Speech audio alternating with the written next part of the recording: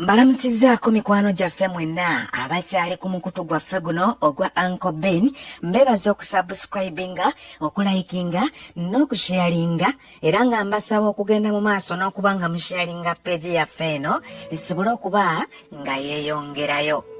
Basebo ne bannyabo twongera okubajjukiza akatabo kaffe ke tuli mu kubateekerateekera akajjuddemu ebyokuyiga enfofoolo akannyonnyola ku bulamu bwa mwana mulenzi nsi yaleeta eyaviira ddala ku kyalo ka mpiringisa bikongoliro n'ayingira ekibuga wuyo atandise ekkanisa n'obulamu bw'engeri gye bwatandika ne gye bwakomekkereza byonna ogenda kuba nga obifunira mu kitabo kyaffe kino ekijjudde ebyokuyiga.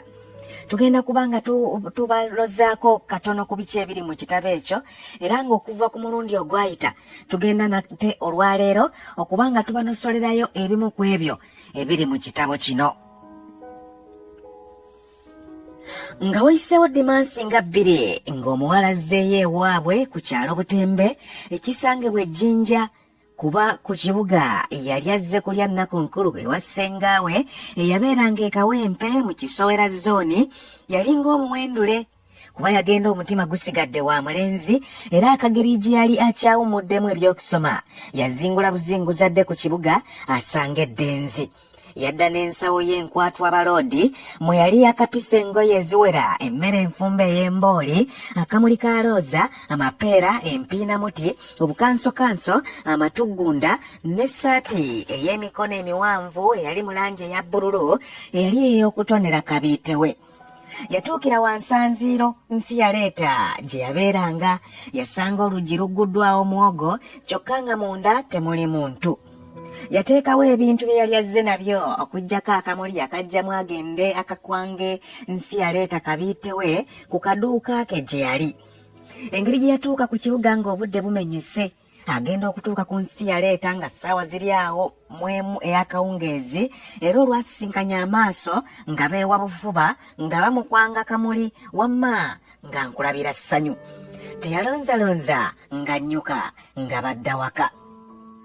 Evvubuka lyaddeeka nga lyesunze mu ngeri ya ne bwe siikoze naawuuta wabula ebyembi bagenda okutuuka eka nga nsinziira afiiriddwa agenze waabwe ekisumuluzo ne yeerabira okukireka wansi w'effunfugu eryabeeranga ku lusebenju nga bwe baakolanga. Wano nga ne bw'oba musajja lugoojamye otya oluma n'ogw'engulu ensolo ereme kubuuka mu kitimba n'ensi yaleeta engeri gye yalinamu akasente akatonotono kufulu yamenyammenye ng'agula mpya wamma nga weefubitika nju nga zidde okunywa.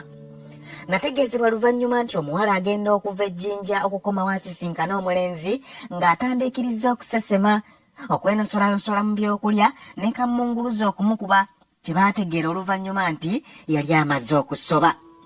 Wano we nafunira amaanyi agaddamu okwefumiitiriza ku biki ebyaliwo mu kiro ky'olwa Krisimansi bwe baava mu sineema.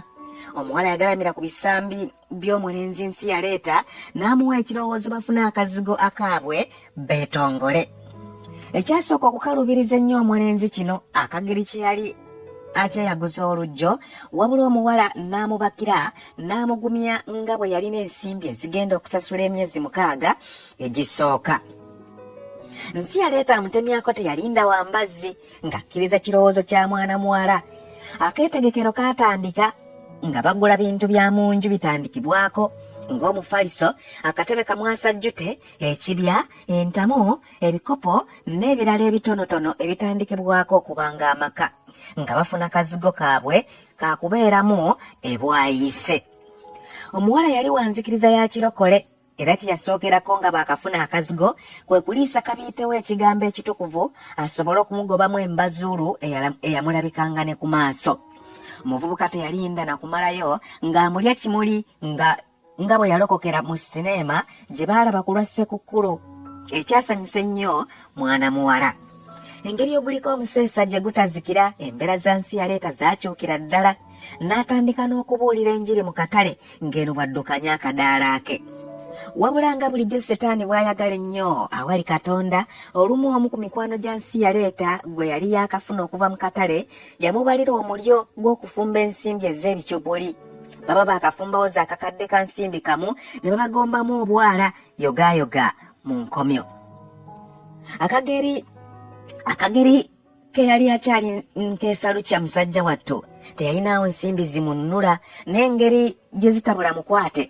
Kabiite we eyalina ettu ery'emyezi 8 ye yasasulayo ensimbi ez'obweyimirize n'amununulayo. Nsi yaleeta olwafuluma akaduukulu yeeziribanga ng'eno bwe yeebuga nga bwe yeebaze nnyo mukyala we era n'amuwa n'erinnya Kaddulubaale. Nsi yaleeta yaddamu okukuba ebirayiro buto mu maaso ga Kaddulubaale we nga yeerayirira obutaddamu kukemebwa setaani wamma ng'enjiri eddamu kukwajja buto. Kaddulubaale ng'amaze okugundira mu kkwano ne munne nga yamala dda n'okutegeeza ku bakadde be ku kyama kino, nabo ne bamuwa ekyanyu wamali bukyawe ennoga.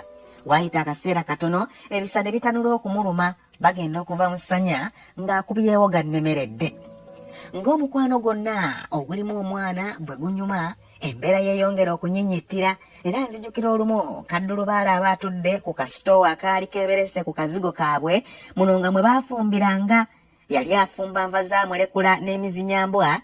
Nsi yaleeta n'ava eri ng'abagalidde entuntunu buswiti bubiri obwakati n'enkusumali ey'omu bulago n'asembera awaali Kabiite we n'afukamira n'abimukwanga nga bw'amoozoola amaaso. Yayimbamu n'obuyimba nga buubwo bwe siikuddiremu anti akuddira mu luyimba taluwoomya. Wabula kye nategeerako bwali bukungiriza obubalagavu bwa Kaddulubaale beppo n'obukuumuufu. Ababiri bano tebaavanga ku maviivi okulaajanira Katonda n'okumwebaza olw'essanyu lye yali akyabawadde. Nsi yaleeta we yatandikira okuwuliriza ennyo laadiyo ezibuulira enjiri n'afuuka n'omukubi wa ssimu ku laadiyo zino ow'olulango. Mu laadiyo ze yasinga okuwuliriza n'okukubako ennyo amasimu mwe mwali n'entakula famma eyalinanga obusinziiro bwayo mu kabuga k'Endeeba eyali ku musingi gw'ekkanisa y'abalokole eyayitibwanga Magero. Kaddulubaale ne Kabiite we okumanya baayagala nnyo obulokole n'okwekuumira mu Bwakamulu. Omwami ne bwe yabanga talina nsimbi ku ssimu ezikuba ku laadiyo nga waakiri amuwa n'akubisa ye eddoboozi ly'ekyebbeeyi lisobola okuwulirwa. Ezirulula omunaku lugabanga bwazitunga ekiro. Nsi yaleeta abaafuukidde ddala ow'olulango ku ntakula famma n'alondebwa ng'omuwuliriza asinga era n'aweebwa omulimu ku laadiyo eno. Yakyankya ku kiro akimezezza okwenjala era Kassewajjuba yakanyoolanga lutali luno okubukeereza enkokola okutandika okukola. Akadaala ke yali ayongeddemu ku bintu ebitonotono wabula yasigala agendayo ennaku ezimu ate endala nga Kaddulubaale yakaddukanya anti yali amaze okuva ku kaali ng'obwannakawere bukedde. Mu kuyigga ensimbi eziyimirizaawo amaka, Nsi yaleeta yali mutetenkanya nnyo ng'owamali bw'asala ekirevu anti awatali linnyo awagikawo olulimi kuba yatwalanga buleediyo bwe okuva ku mudaala gwe bwe yali yatuuma Lwasa Mayinja n'abuguza ng'omusumba mu kkanisa y'Amagero nga buno baabutoneranga abakkiriza ab'olulango. Nzijukira olumu embeera eyabijjirira Nsi yaleeta ne Kabiite we nga kye bajje bafune omulimu ku ntakula famma omwana waabwe gwe baali baakazaalawo yekka Mukama n'amujjulula. Kino kyaleetawo akaseera kattiitiwaza era engeri Nsi yaleeta gye yali tamanyiddwako buvo bulambulukufu byamusobera eka ne mu kibira bambi omwana baamuziika ku buko ew'omukadde amuzaalira omukyala wamma nga nkulabira ekiyongobero.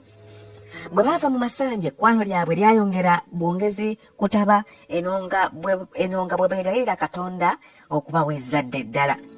Akajja obunaku keemanya Nsi yaleeta yanyiikira okukola obulungi ku ntakula famma. Kino ne kimusuumusa ku banne n'aweebwa n'omukisa oguweereza butereevu mu kkanisa ng'eno bw'akola ne ku laadiyo.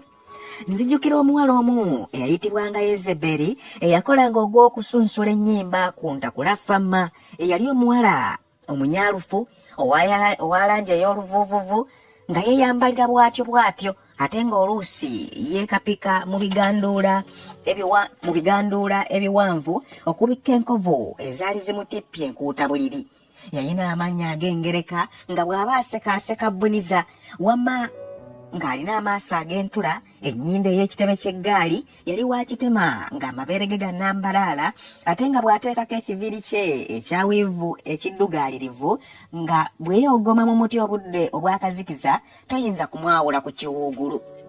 Ono olwalaba nga nsi yaleeta agenda aganja n'atandika okumugwa amatu, kubanga oluusi yamwekulukuunyangako nga bw'amusaba amuwe omukisa yaba amwoleza ne ku ngoye ze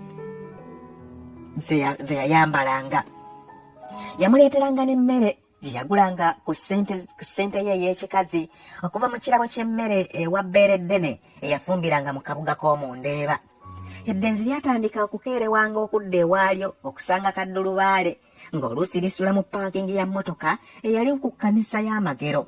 Mbu nga lisaba Katonda bino byonna okubeerawo nga waliwo omu ku bakkiriza eyali yaliwo emmotoka era awo we lyasulanga ne Yezeberi mbu ng'alibeesabeesa. Engeri omuzigo gye gutitaliraana muliro oba zaddanga okunywa mu matumbi eyo, awo gwe nange.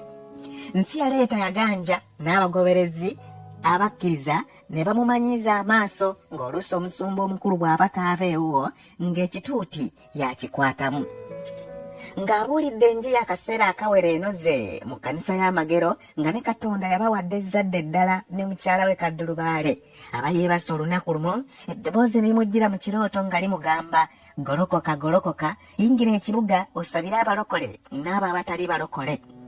Ekirooto kino bwe yakinyumizaako mukwano gwe Lukalambuzi eyali omugoberezi mu kkanisa eyo, ne bakitaputirawo nti akagiri ensi gye yali etandise okumutegeera asaanye atandike ekkanisa eyiye. Kino kyasooka kuwulikika ng'ekitasoboka mu matu ge, engeri gye yali akyali mpaku lwa jjempo nga byoya nga talina nsimbi zitandika kkanisa. Lukalambuzi kwe kusalawo n'atunda ebbaala ye yabeeranga ekiwaatule, ensimbi ezaava mu bbaala n'azisiga mu munywanyi we n'atandika ekkanisa gye yatuuma mu Kisampewo. Bw'atyo nsi yaleeta ng'afuuka omusumba eyeetongodde. Mukwano gwange webale kubanga okyawuliriza Uncle Obin YouTube channel. Tugenda kuba twongerezaawo omulundi oguddako kunosolera ku bimu, naye nga teweerabira nti akatabo kaffe kano kanaatera okufuluma. Omulundi oguddako nja kutandikira ku ssuula gye tutuumye Lubaale ku Musumba. Tovaawo, subscribinga, likinga, ate sharinge. Mukama abatuweere bye mutwagaliza.